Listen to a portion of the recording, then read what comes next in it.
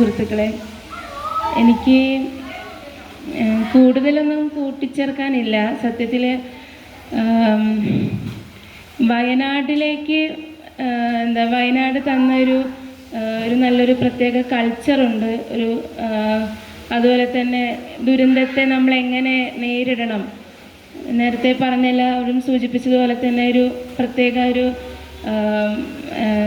ദുരന്തമുഖത്തെ നമ്മളെങ്ങനെ അഭിമുഖീകരിക്കണം, നമ്മളെങ്ങനെയാണ് മനുഷ്യൻ എന്ന് പറയുന്ന ആ പദത്തിൻ്റെ എല്ലാ വ്യാപ്തിയും പരപ്പും നമ്മൾ ഉൾക്കൊണ്ടുകൊണ്ട് എങ്ങനെയാണ് പ്രവർത്തിക്കേണ്ടതെന്നുള്ള എല്ലാ കാര്യങ്ങളും ഇവിടെ നിന്നാണ് എനിക്ക് പഠിക്കാൻ സാധിച്ചത്. ഇത് കൂടുതലായിട്ട് ഈ മേഖലയിൽ ഇപ്പം മെഡിക്കൽ സർവീസ് സെൻ്ററിൻ്റെ പ്രവർത്തകയായിട്ടാണ് ഇവിടെ എത്തിച്ചേരാൻ സാധിച്ചത്. അപ്പം ആദ്യ ദിവസം മുതൽ തന്നെ ഇപ്പോഴും ഇവിടെ വരുമ്പോഴും ആളുകൾ അങ്ങോട്ടും ഇങ്ങോട്ടും കൊടുക്കുന്ന സ്നേഹവും പരസ്പര ബഹുമാനവും വിശ്വാസവും എല്ലാം അത് നമുക്ക് അത് പറഞ്ഞറിയിക്കാൻ പറ്റാത്ത കാര്യമാണ്. ഞാനത് കൂടുതലായിട്ട് സംസാരിക്കുന്നില്ല, എല്ലാവരും ഇത് സൂചിപ്പിച്ചതാണ്. എനിക്ക് ഊന്നി പറയാനുള്ള കാര്യം എന്ന് പറയുന്നത്, നേരത്തെ മാളു സിസ്റ്റർ സൂചിപ്പിച്ചതുപോലെ തന്നെ ഈ ആരോഗ്യ മേഖലയിൽ ഇപ്പം ഇവിടെ നമ്മൾ മേപ്പാടി കേന്ദ്രീകരിച്ചുകൊണ്ട് സൗജന്യ വൈദ്യസഹായ കേന്ദ്രം സ്ഥാപിച്ചപ്പോൾ താൽക്കാലിക അടിസ്ഥാനത്തിൽ സ്ഥാപിച്ചു തുടങ്ങിയതാണ്. പക്ഷേ അതിൻ്റെ പ്രാധാന്യം അല്ലെങ്കിൽ അങ്ങനെ ഒരു കേന്ദ്രത്തിൻ്റെ ആവശ്യകത ശരിക്കും ഈ കാലഘട്ടത്തിൽ ബോധ്യപ്പെട്ടു. നമ്മൾ ഊന്നി എല്ലാ ആളുകളുടെ അടുത്തും പറയും ആരോഗ്യ മേഖലയിലുണ്ടാകുന്ന അപര്യാപ്തത, പ്രത്യേകിച്ച് സർക്കാർ സംവിധാനത്തിനുണ്ടാകുന്ന പ്രശ്നങ്ങളും അല്ലെങ്കിൽ സംവിധാനം ആ രീതിയിൽ സാധാരണ ജനങ്ങൾക്ക് അപ്രാപ്യമാകുന്ന രീതിയിലേക്ക് മുന്നോട്ട് പോകുന്നതിൻ്റെ കാര്യങ്ങൾ നമ്മൾ കാണുന്നൊക്കെയുണ്ട്. പക്ഷെ അതിൻ്റെ ഭീകരത അല്ലെങ്കിൽ അത് എത്രയും മനുഷ്യന്മാർക്ക് ആവശ്യമുള്ള സംവിധാനമാണത്. ഈ പ്രത്യേകിച്ച് ഊന്നി അത് എല്ലാ സ്ഥലങ്ങളിലും സൗജന്യ വൈദ്യസഹായ കേന്ദ്രങ്ങൾ ഉണ്ടായിരുന്നെങ്കിൽ എത്ര നന്നായേനെ എന്നുള്ളത് ഇവിടെ വന്നപ്പം ഓരോ സ്ഥലത്തും, ഇവിടെ മാത്രമല്ലല്ലോ എല്ലാ സ്ഥലങ്ങളിലും നമ്മൾ ഈ പറയുന്ന പോലെയുള്ള വൈദ്യസഹായ കേന്ദ്രങ്ങൾ സൗജന്യമായി തന്നെ തുടങ്ങേണ്ടതിൻ്റെ ആവശ്യകത ശരിക്കും ബോധ്യപ്പെടാനുണ്ടായത്. പക്ഷെ നമ്മുടെ ഹാൻഡ്സിന് അത്രയും സാധിക്കുന്ന ഇതുണ്ടായിരുന്നില്ല. അപ്പം എനിക്ക് ഇവിടെ സ്ട്രെസ് ചെയ്ത് പറയാനുള്ളത്, ശരിക്കും വിദ്യാഭ്യാസവും ആരോഗ്യവും എല്ലാം സർക്കാർ സൗജന്യമായിട്ട് എല്ലാ പൗരന്മാർക്കും കൊടുക്കേണ്ട സംവിധാനങ്ങളാണ്. അത് മനുഷ്യൻ്റെ അവകാശമാണ്. അത് വെറുതെ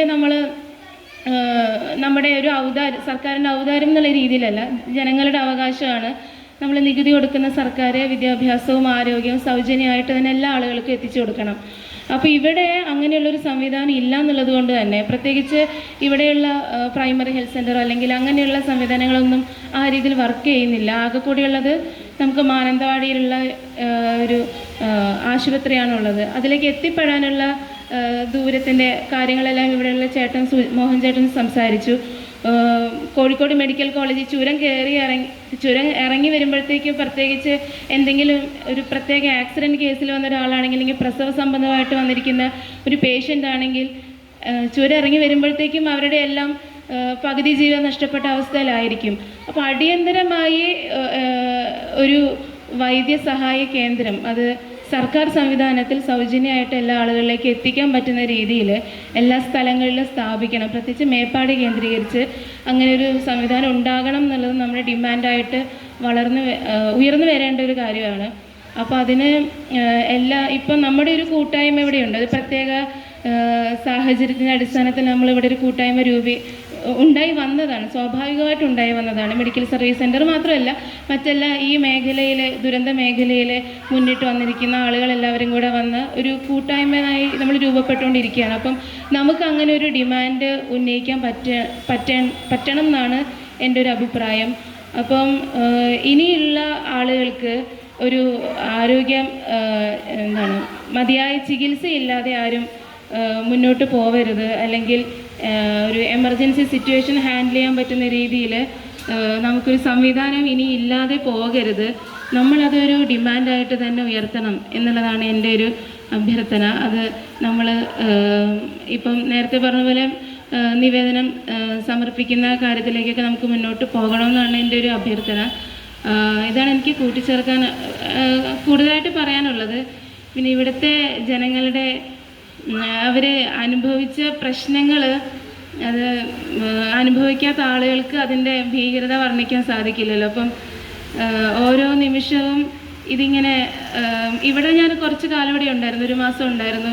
ഓരോ ദിവസവും ഓരോരോ കഥകൾ കേൾക്കുന്നു, അവരനുഭവിച്ച പ്രശ്നങ്ങൾ ഇങ്ങനെ അത് ഇമാജിൻ ചെയ്ത് എത്രയായിരിക്കും അതിൻ്റെ ഭീകരത എന്ന് ഓർത്ത് നമുക്കത് ചിന്തിച്ചെടുക്കാൻ പറ്റാത്ത രീതിയിലേക്ക് ഇങ്ങനെ പോകുന്നൊരു സാഹചര്യം ഉണ്ടായി. അപ്പം ഒരു കളക്റ്റീവായിട്ട് മാത്രമേ നമുക്കതിനെ ഫേസ് ചെയ്യാൻ പറ്റുള്ളൂ. അപ്പം കളക്റ്റീവായിട്ട് കൂട്ടായ്മയിൽ ഊന്നിക്കൊണ്ട് നമുക്ക് ഇത്തരം പ്രശ്നങ്ങൾ പരിഹരിച്ചുകൊണ്ട് അത് ഈ ഇതിനെ നേരിട്ട് കൊണ്ട് തന്നെ മുന്നോട്ട് പോകണം. അത് കുറച്ചധികം കാലം എടുക്കും ഇത്തരം വിഷമങ്ങളെല്ലാം മാറിക്കിട്ടാൻ.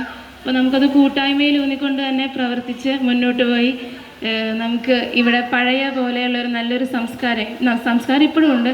പഴയ പോലെയുള്ള ഈ നല്ലൊരു നാടായി നമുക്കിതിനെ മാറ്റിയെടുക്കാം എന്നാണ് പറയാനുള്ളത്.